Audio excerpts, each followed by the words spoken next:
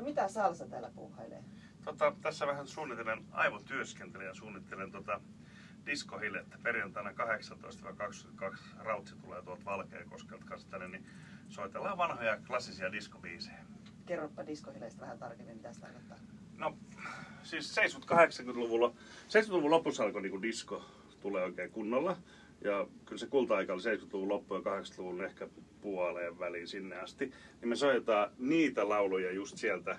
Ja ollaan kaivettu semmosia kappaleita, kato, mitä ei välttämättä aina tulisi niinku radiossakaan. Niin sanottu ei loppuun kuluneita. Niitä yritetään mahdollisimman paljon etsiä, tiedäksä.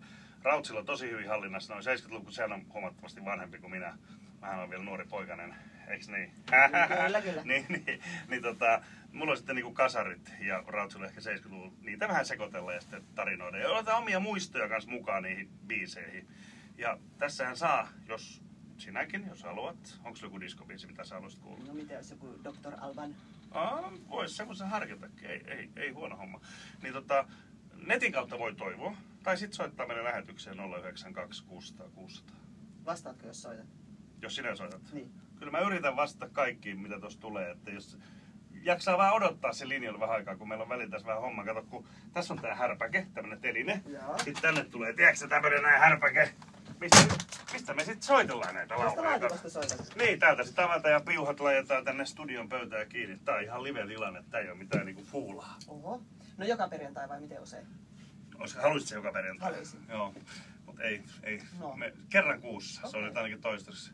Niin nyt se on siis tämän viikon perjantai 20. päivä ja maaliskuussakin muistaakseni oli vielä 20. päivä perjantai. Sitten se on aina perjantaisin ja 18.22 se aika.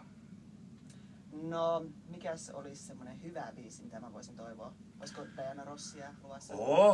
On. Diana Ross, kaunis nainen, hyvä laulaja vielä ja paljon hittejä. Saa Prims-ajoilta ja sitten on solo ajoilta Diana Rossilta. Että kyllä sieltä niinku tavaraa löytyy ihan mielettömästi. Noita lauluja on siis niinku pilvin pimeän, että itsellekin tulee väliin semmosia flashbackkejä, ei se muistanutkaan. Wow! Ja toi on kyllä aika hyvin toivottu meille noita kappaleita. Et itse asiassa nyt on tullut jo nettiin ja mä tossa on vähän niitä printannut ja purkanutkin, niin esimerkiksi Colonel Abramsin Rabid, mikä on ollut hieno biisi, en muistanut oikeastaan sitäkään, niin täytyy nyt kaivaa se esille ja soittaa perjantaina. Eli lupaat soittaa sen? Kyllä! Kättä päälle. Se on siinä. Hyvä.